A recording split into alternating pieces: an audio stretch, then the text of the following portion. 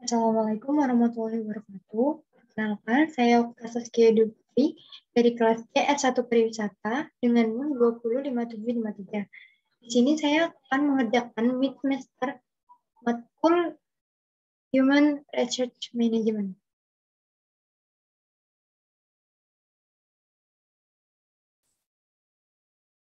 Nah, yang pertama, di sini ada materi pengantar sumber daya manusia. MSDM atau manajemen sumber daya manusia adalah manajemen yang mempelajari khusus peranan serta hubungan manusia dalam suatu organisasi perusahaan. Unsur MSDM adalah yang termasuk tenaga kerja atau karyawan pada suatu perusahaan adalah manusia. Jadi MSDM ini hanya fokus terhadap tenaga kerja seorang manusia. Dan ada metode pendekatan MSDM, yaitu pendekatan mekanis, pendekatan paternalis, dan pendekatan sistem sosial. Pendekatan mekanis adalah tenaga manusia yang dapat tergantikan dengan tenaga mesin untuk melakukan pekerjaan. Penggantian tersebut berdasarkan pertimbangan efektivitas, kemanusiaan, ekonomi, serta kemampuan yang lebih baik dan juga lebih besar. Dan yang kedua ada pendekatan paternalis, adalah manajer yang bertugas untuk memberikan pengarahan kepada bawahannya. Manajer juga bertindak seperti kepala keluarga kepada seluruh anggotanya. Para bawahan-bawahan manajer seharusnya diperlakukan dengan baik, segala fasilitas diberikan, serta bawahan tersebut dianggap juga sebagai keluarganya. Yang ketiga ada pendekatan sistem sosial. Pendekatan sistem sosial ini memandang bahwa perusahaan atau organisasi adalah suatu sistem yang mempunyai sifat kompleks yang juga beroperasi dalam suatu lingkungan yang kompleks juga dan biasanya disebut sebagai suatu sistem yang beroperasi di luar.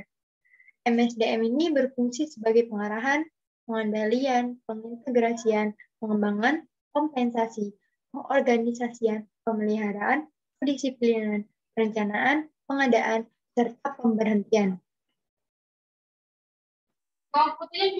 Pentingnya pengembangan. Pengembangan adalah suatu fungsi operasional dari MSDM.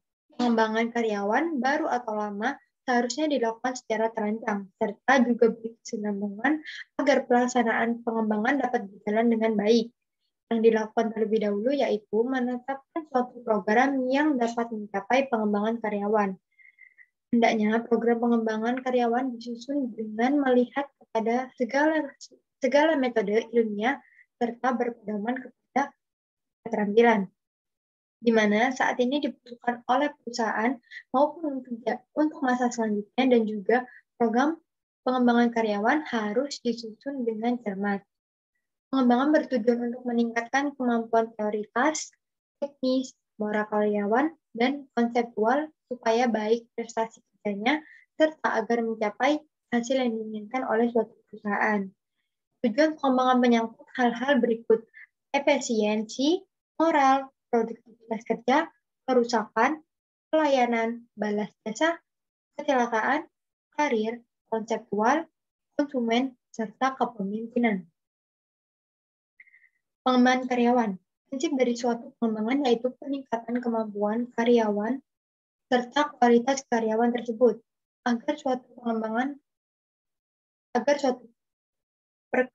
pengembangan mencapai hasil yang sangat baik dan juga dengan biaya yang relatif kecil. Seharusnya ditetapkan terlebih dahulu suatu program pengembangan.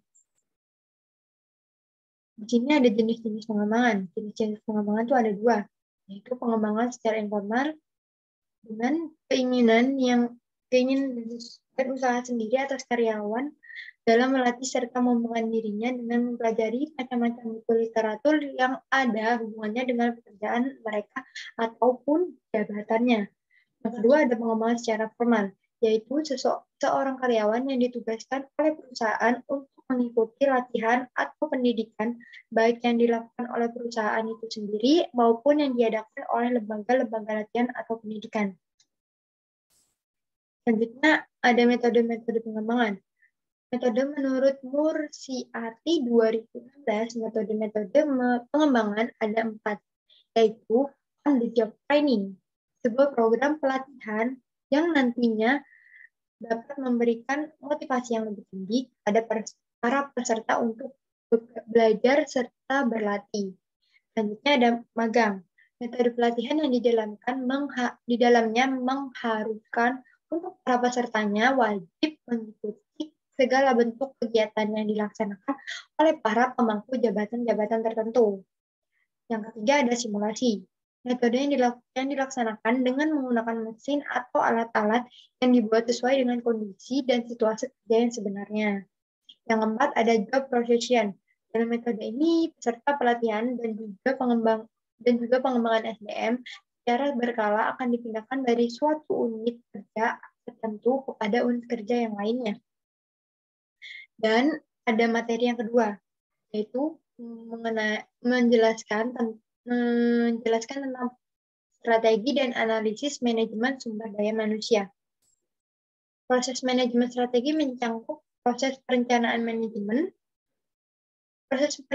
manajerial, dasar melibatkan penetapan tujuan, membuat ramalan perencanaan, dasar meninjau rangkaian tindakan alternatif, mengevaluasi opsi mana yang terbaik, serta memilih melaksanakan.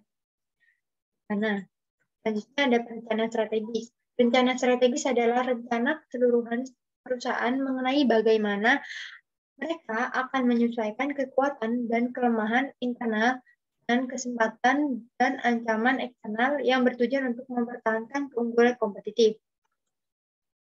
Selanjutnya, proses manajemen strategis. Itu ada bertanya, di mana kita berada sekarang? Fokus manajer harus mencakup produk. Produk apa yang akan dijual? Lalu ada integrasi vertikal.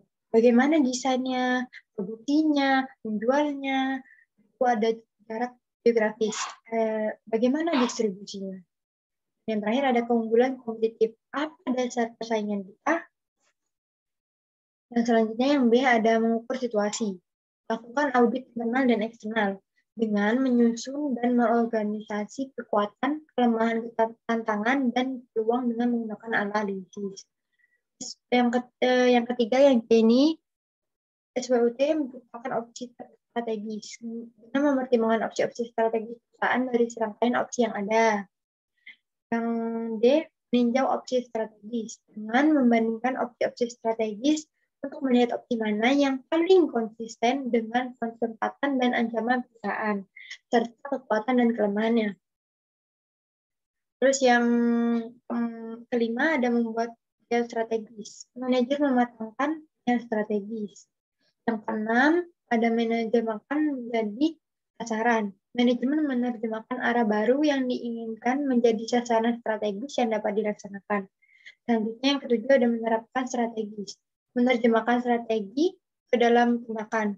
Manajemen menggunakan sasaran strategi baru untuk merumuskan hierarki sasaran, kebijakan dan prosedur sebagai pedoman pada tindakan dari rantai komando ke tingkat organisasi yang lebih rendah. Dan yang terakhir itu mengevaluasi kinerja. Ada jenis-jenis strategi dari Dassler 2016. Strategi korporat.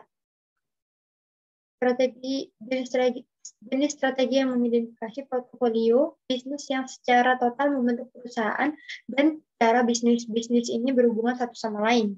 Yang kedua ada strategis kompetitif. Strategi yang mengidentifikasi cara membangun dan memperkuat posisi kompetitif jangka panjang bisnis dalam pasar kompetitif. Selanjutnya, keunggulan kompetitif. Semua faktor yang memungkinkan sebuah organisasi untuk membedakan produk atau jasanya dari produk atau jasa pesaing untuk meningkatkan pangsa pasar. Dan yang terakhir ada strategi fungsional.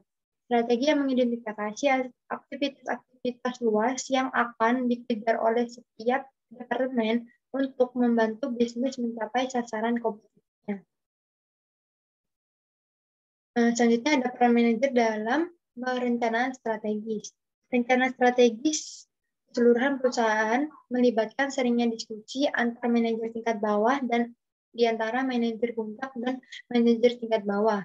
Informasi ini untuk menuntaskan rencana strategis mereka. Selanjutnya ada pendekatan strategi dalam MSDM. Manajemen strategis adalah suatu proses yang merupakan pendekatan dalam menghadapi tantangan kompetitif yang dialami oleh organisasi. Nah, ada pendekatan MSDM strategis, yaitu ada misi perusahaan dan departemen SDM mengarah untuk mencapai tujuan, mengarah persepsi, mengarah dalam memanfaatkan sumber daya perusahaan, serta petunjuk tentang iklim organisasi. Selanjutnya, peran SDM dalam mendukung keunggulan bersaing strategi, yaitu ada strategi darurat, yaitu jika strategi dasar tidak berhasil, maka strategi pendukung yang akan digunakan. Lanjut, ada peningkatan daya saing. Karakteristik lingkungan bisnis tetap berubah, sehingga peran SDM harus ditingkatkan. Manajer harus memikirkan tentang organisasi belajar yang mana setiap individu karyawan harus terus memperluas kemampuannya. Untuk dapat terus belajar, maka perusahaan dapat selalu memantau lingkungan, memadukan informasi, membuat keputusan, melakukan restrukturisasi. Selanjutnya ada kompetensi dasar yang dimiliki MSDM sebagai mitra strategi. Itu ada kompetensi profesi, bisnis, mengelola perubahan, serta kompetensi manajerial. Sekian presentasi dari saya, kurang lebihnya mohon maaf. Terima kasih. Wassalamualaikum warahmatullahi wabarakatuh.